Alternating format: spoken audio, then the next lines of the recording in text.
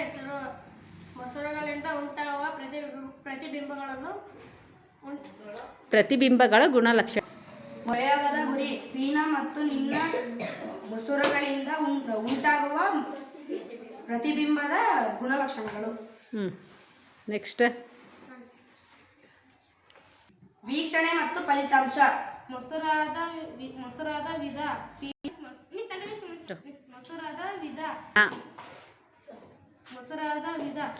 ಮೊಸರದ ವಿಧ ಪೀನ ದರ್ಪಣ ಮತ್ತು ನಿಮ್ನ ದರ್ಪಣ. ಮೇಲೆ ಉಂಟಾಗುವ ಪ್ರತಿಬಿಂಬದ ಗುಣಲಕ್ಷಣಗಳು.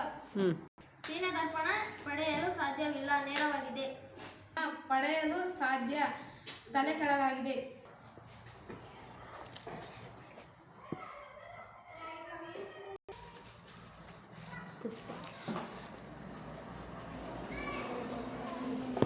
ಇಟ್ಕೊಳ್ಳಿ ಸಾಕು.